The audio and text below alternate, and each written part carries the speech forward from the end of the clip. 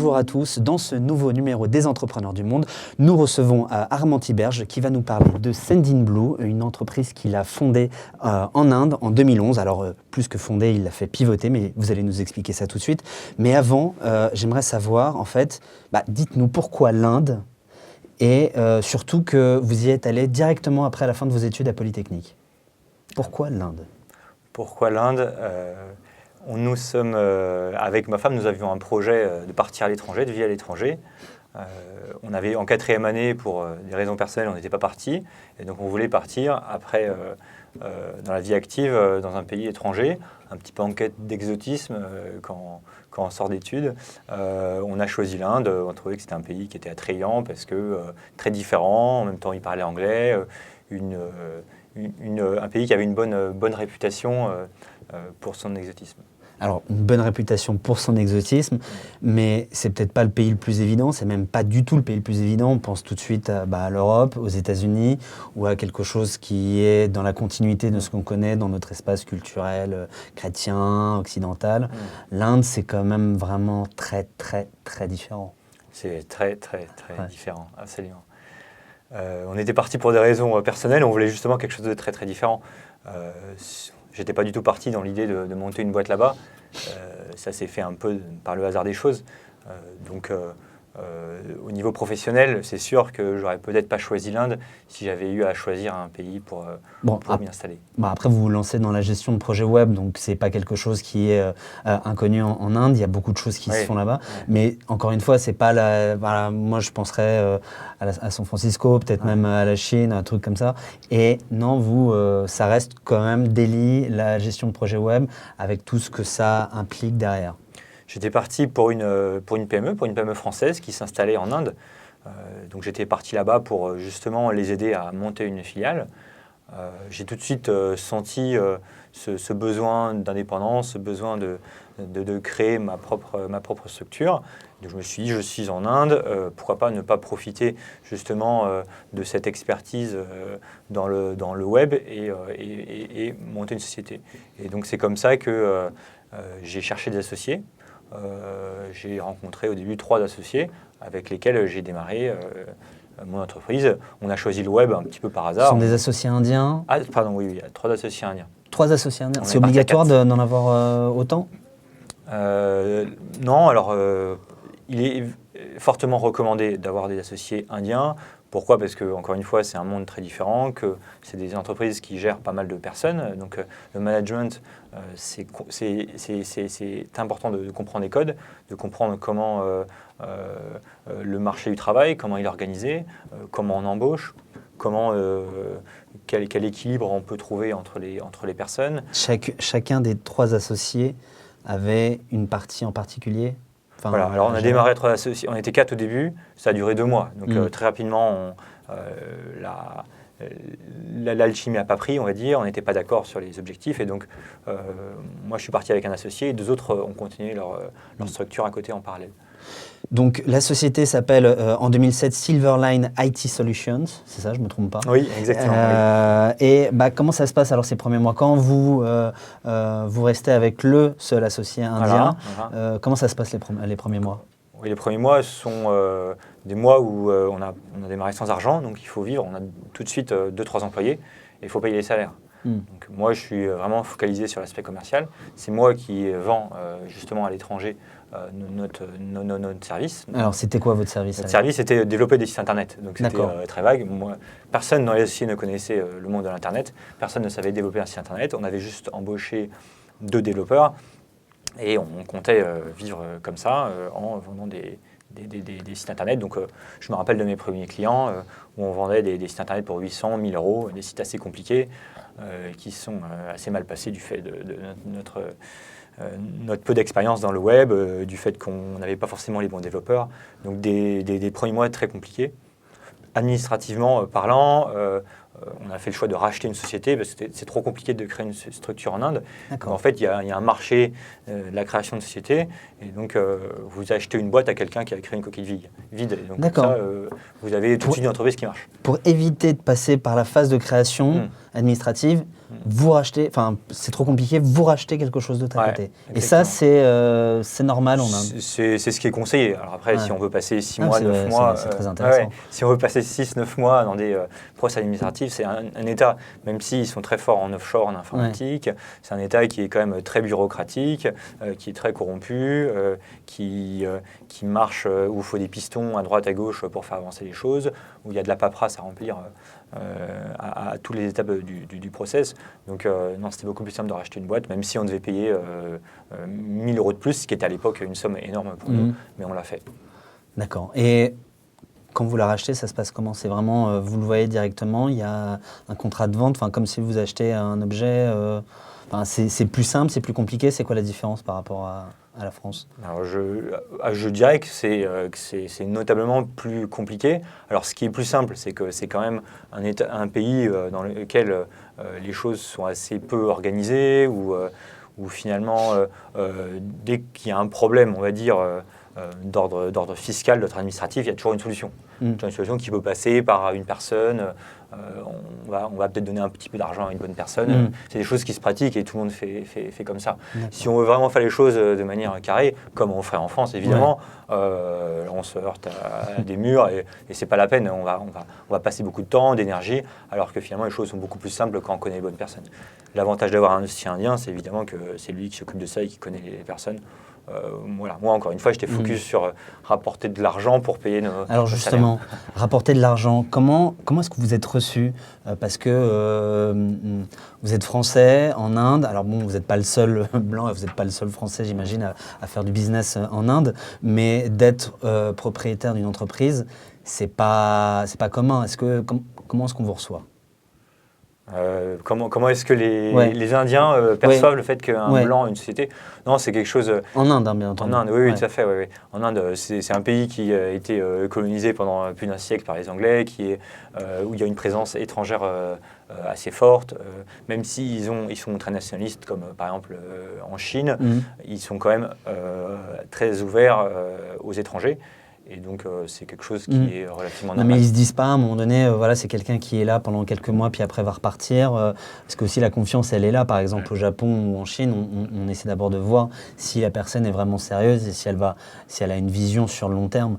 Si c'est ça. C'est quelque chose qu'il faut vraiment construire. Je sais que ça a été... au début, on a eu énormément de turnover. On a eu beaucoup de gens qu'on a embauchés, qui sont partis. On était face à des personnes qui étaient très mercenaires, qui venaient juste là pour le salaire. Dès qu'ils avaient une meilleure proposition ailleurs, ils partaient. Donc, établir une culture d'entreprise, c'était vraiment important. Que les gens se sentent attachés. Alors ça, c'est vraiment sur la partie RH, ouais. Mais sur l'aspect même plutôt commercial d'abord, vraiment. Donc vous me dites, ok, pas de problème, on vous reçoit. Mais après, sur l'aspect aussi, même sur la pratique des affaires, quand vous êtes sur une phase de négociation, ça dure plus ou moins de temps. Est-ce qu'il faut être dans un restaurant, il faut boire des coups, s'il faut. Comment alors on n'a pas eu, je n'ai pas eu personnellement énormément d'expérience de business à proprement parler. Les seules expériences que j'ai eues n'ont pas été positives, c'est-à-dire qu'on n'a pas signé. Et donc, évidemment qu'un blanc, ça fait un petit peu peur. Moi, j'étais toujours avec mon associé. La discussion pouvait partir de l'anglais et puis au milieu, on passait en hindi et moi, je ne comprenais plus rien. On est quand même comme partout, j'ai envie de dire. Les gens font confiance aux gens dans lesquels ils se sentent le plus proches. Et c'était mon associé. J'aurais envie de dire, pour un étranger venir en Inde, c'est compliqué parce qu'on se dit tout de suite, ça va être plus cher parce qu'il y a un blanc qui est là. Donc on part plus tôt. C'est plutôt compliqué. Alors, j'ai bien compris, vous n'avez pas une expérience très longue, en tout cas sur la partie commerciale, vente commerciale en Inde. Je parle bien en Inde, évidemment. Mais après, de ce que vous avez entendu, peut-être aussi sur les échanges que vous avez eus avec d'autres entrepreneurs, que ce soit des Indiens ou des étrangers, sur la manière de prospecter, est-ce qu'il y a... qu'est-ce qui marche en Inde? Il faut passer par un club? C'est vraiment, bon, j'imagine, la recommandation comme tout le monde, comme chez tout le monde, mais... en Inde, c'est virtuel, c'est physique. C'est quoi la meilleure solution? Il y a par exemple assez peu de startups qui marchent en Inde, d'étrangers qui auraient monté des startups en Inde, il y en a pas. Des startups étrangères qui ont réussi à pénétrer le marché indien, il y en a peu. Il y a énormément de startups en Inde aujourd'hui, mais qui sont créées par des Indiens. Donc les Indiens font quand même plus confiance à des solutions qui sont indiennes. Comment marche comment réussir commercialement en Inde, ça dépend en B2B, en B2B. Je sais bien que ma question est très large et tout, mais après, en tout cas, de ce que vous avez entendu, quoi. C'est peut-être sur vos métiers. Ouais, en fait, ce qu'on voit en Inde, je ne réponds pas vraiment à la question, j'en suis conscient, mais les étrangers, ils montent des boîtes pour les étrangers. Je ne connais pas de personnes qui montent des boîtes pour les... Il y a des gens qui ont des agences, il y a vraiment deux mondes différents, en fait, touristiques. Voilà. Les gens, je pense que le monde du travail, le business en Inde est tellement différent que finalement tout le monde s'est cassé les dents. Enfin, vous avez quand même 1000 expériences, c'est un Eldorado pour beaucoup de grosses boîtes qui disent je vais pénétrer le marché indien et très souvent ça finit mal. C'est très compliqué de pénétrer le marché indien. Je pense que il y a aussi beaucoup de street marketing est très important, c'est-à-dire que pour vendre, faut être dans la rue, il faut être au contact des gens. Le web s'est finalement développé tardivement. Hein. Moi, quand j'étais en Inde, il n'y avait pas du tout de site e-commerce, alors que ça avait déjà démarré en France. Donc je n'ai pas la clé. Je n'ai pas la clé et je pense qu'il y a peu de occidentaux qui ont la clé. Non, mais ce que j'ai vraiment envie d'en retenir, c'est le côté quand on est étranger, on crée des boîtes pour les étrangers qui sont en Inde. Ah ouais. Ça veut dire vraiment ce côté, il y a deux mondes. Il est trop compliqué. Le monde pour les Indiens, c'est très drivé par les coûts. C'est quand même un pays qui est relativement pauvre. Et donc où tout est débrouille. Et donc un occidental, il aime les choses qui sont carrées, il aime les choses qui sont qualitatives, il aime les choses, il va du coup proposer des choses plus chères qui ne sont pas du tout adaptées au marché indien. Alors vous avez évoqué un petit peu toute cette partie RH, vous avez même parlé de mercenaires. Est-ce que vraiment quand on se lance en Inde, le côté, il n'y a pas de culture d'entreprise, c'est à la meilleure proposition? Ça c'est au départ, quand justement on n'a pas encore créé cette culture d'entreprise. Aujourd'hui, on a beaucoup plus de turnover en France qu'en Inde, par exemple. Les employés les plus anciens de Sendinblue sont tous en Inde. Comment on a fait ça? Parce qu'on a intéressé les gens vraiment aux produits, on les a valorisés aussi, on ne les a pas considérés comme des mercenaires. Comment est-ce qu'on les valorise? Comment est-ce qu'on les valorise? Tout simplement, les choses classiques, la reconnaissance, on leur dit quand c'est bien, on donne des... Vous dites que c'est quelque chose de classique, mais pour qu'il y ait beaucoup de turnover, c'est qu'à un moment donné, il y a peut-être aussi cette reconnaissance qui n'est pas si répandue que ça en Inde. Donc, cette chose-là, c'est quelque chose de très, très important, en fait. Très, très important et qui est particulier à l'Inde, je pense, parce qu'il y a énormément... C'est le centre de développement des États-Unis, donc il y a énormément de boîtes offshore, donc des Américains qui arrivent avec de l'argent et leurs gros sabots et qui fonctionnent uniquement sur le salaire, et donc des employés qui sont traités pour juste leur capacité à écrire des lignes de code. Et donc je pense que c'est des gens qui grandissent dans cet univers, les développeurs en Inde grandissent dans cet univers où il y a plein de grosses boîtes américaines qui font de l'offshore. Et donc qui sont du coup des mercenaires, mais à partir du moment où la personne, on lui dit que tu n'es pas un mercenaire, non, on te considère pour ce que tu es, on veut te garder, évidemment que tout le monde aime ça et se sentir valorisé. Donc Armand Tiberge, vous avez créé Silverline IT Solutions, puis après vous l'avez fait piloter en devenant Dual Technology Service en mai 2007, et ensuite, encore une dernière fois, ça devient Sendinblue, Sendinblue donc en 2008. C'est ça. Mais c'est quoi le changement en fait entre toutes ces structures? Alors moi, quand j'ai démarré en Inde, ce que je voulais faire, c'est juste monter une boîte, sans vraiment trop d'idées. Donc je me suis dit, ils sont forts en développement, on va créer une agence web. Moi, je suis français, je vais vendre à des clients en France et je vais développer le business autour de cette idée. j'ai rapidement vu que c'était compliqué parce que fallait à la fois faire le commercial, fallait à la fois faire la gestion de projet, fallait aussi gérer l'équipe en Inde et c'était compliqué, c'était un nouveau pays pour moi. Et donc je me suis rapidement dit, il faut trouver autre chose, faut pivoter et trouver un produit sur lequel je puisse investir. J'ai quand même des développeurs qui sont forts, ça marche bien, autant investir dans un produit. Et donc on a fait plusieurs essais et on est tombé, entre guillemets, dans la communication digitale en 2010-2011 via des clients qui me disaient, voilà, moi je veux envoyer des newsletters, moi je veux communiquer avec mes clients, je veux faire du CRM. Et donc on a lancé ce produit, on a tout de suite vu qu'il y avait une appétence forte, que beaucoup de clients souscrivent à la solution. On s'est dit, voilà, c'est ça qu'il faut faire. Et donc on a renommé la société en Sendinblue à ce moment-là. D'ailleurs maintenant, vous vous présentez comme un expert en marketing relationnel. Qu'est-ce que vous mettez derrière ce mot-là ? Le marketing relationnel, c'est un mot compliqué pour dire une chose simple, c'est réussir à communiquer avec ses clients, à établir une relation avec ses clients et l'entretenir. Donc on a une solution de fidélisation, on ne permet pas à des gens d'aller prospecter, donc c'est juste nos clients, qu'est-ce qu'ils font ? Ils vont faire des campagnes, ils envoyer des emails, donc que ce soit des campagnes marketing, que ce soit des emails qui sont envoyés depuis leur site. Ça peut être aussi en SMS, ou alors ça peut être un peu plus compliqué en faisant des scénarios. Par exemple, le client il met des produits dans son panier, on va faire de la relance de panier abandonné. Donc c'est des choses qu'on propose sous une seule plateforme, tout intégré, pour un prix abordable et très simple d'utilisation.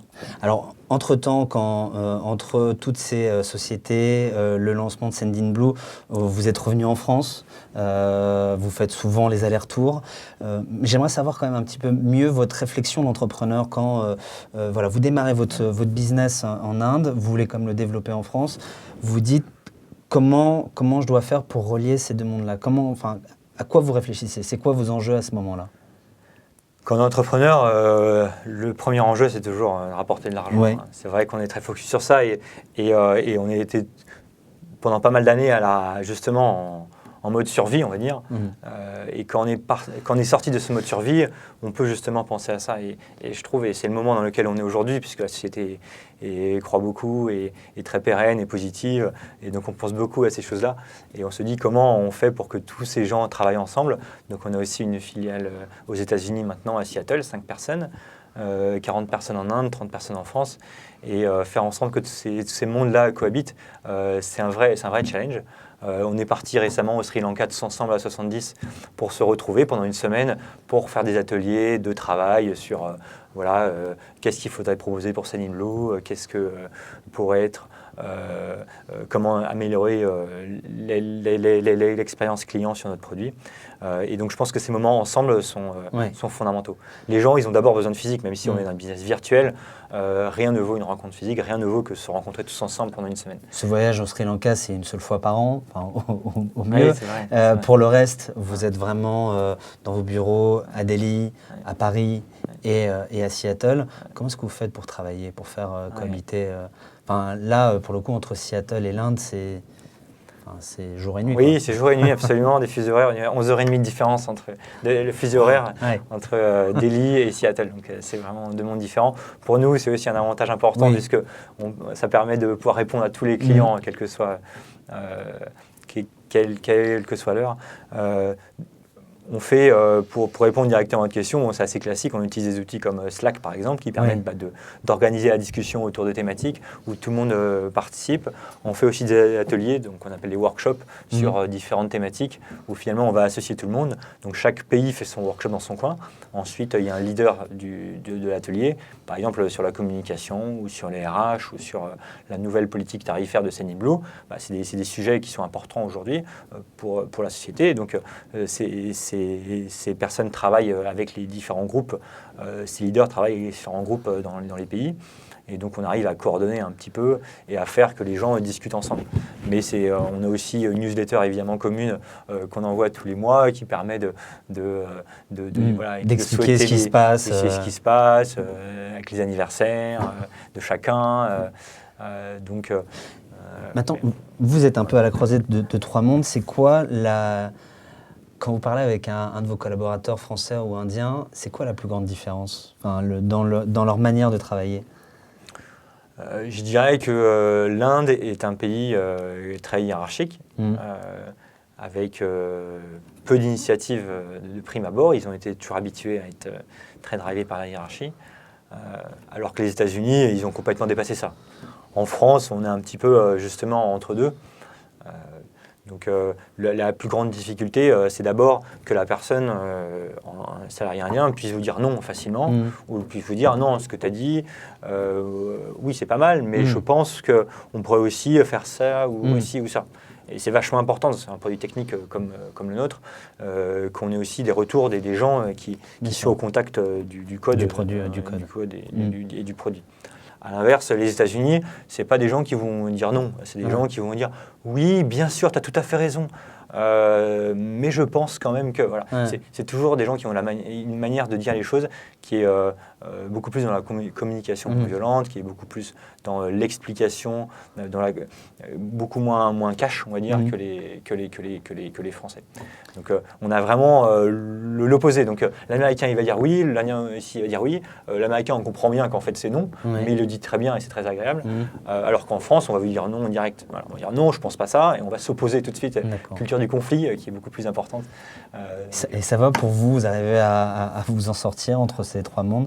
Enfin, genre, vous faites comment? Vous bougez tous les 15 jours? Jérôme Leca, qu'on a interrogé, le dirigeant de Scality, dit que tous les 18 jours, il est sur un autre continent. Lui, il est entre Paris, San Francisco et Tokyo. Vous, ça se passe comment?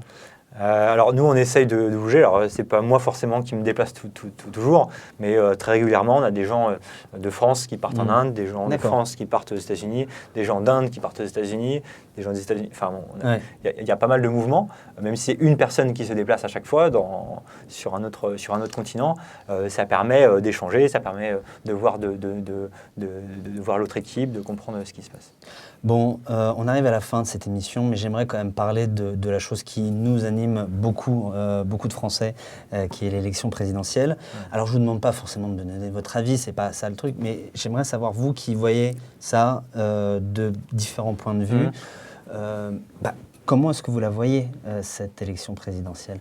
Est-ce que vous la trouvez intéressante? Est-ce que vous trouvez que c'est très inquiétant? Comment? Dites-moi. On a observé, donc au-delà de la France, on a observé, que ce soit en Angleterre, avec le Brexit, aux États-Unis, avec l'élection de Trump, qu'il y avait un certain rejet de la mondialisation. Nous, on est dans un projet très, très global avec Sendinblue. On voit bien, mais il faut écouter. Il faut écouter ces gens-là. On a tendance, quand on est entrepreneur, à appartenir à une élite mondialisée qui, justement, voudrait qu'il n'y ait plus aucune frontière. Et il faut reconnaître que la mondialisation, elle profite à pas mal de gens, mais il y a aussi tous les laissés-pour-compte de cette mondialisation.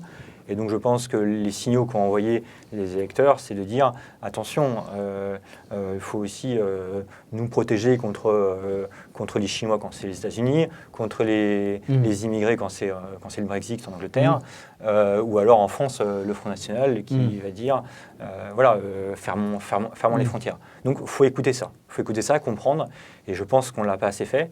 Et donc moi je suis favorable à un peu plus de protectionnisme en effet. Pour justement faire que la transition d'un monde qui était relativement fermé fort de dire ça, il y a 30-40 ans, et pour accompagner cette transition. Cette transition est inéluctable, on est d'accord, mais les changements ont été trop durs et on ne l'a pas beaucoup vu, nous, à notre position d'entrepreneur et élite mondialisée. Ce que vous dites, c'est protégeons-nous pour pouvoir donner une chance à cette mondialisation. Oui, exactement. Protection de nous. On a vraiment le meilleur à tirer des uns, des autres, des différences.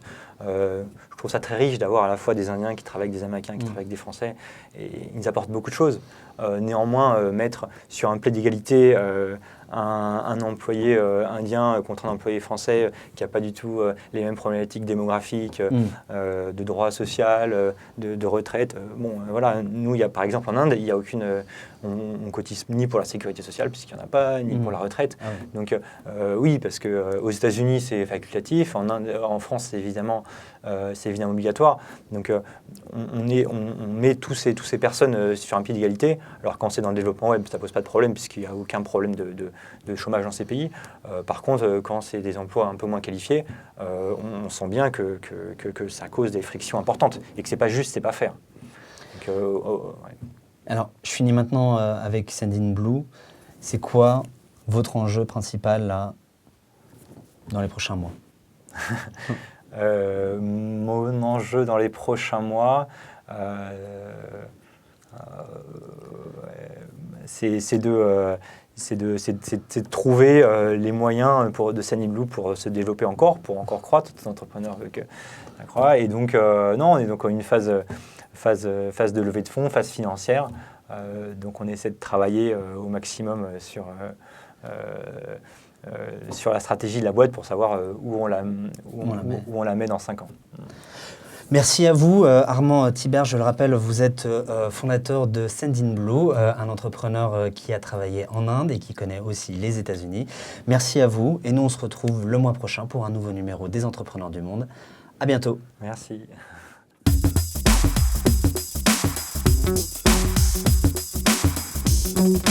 Thank you.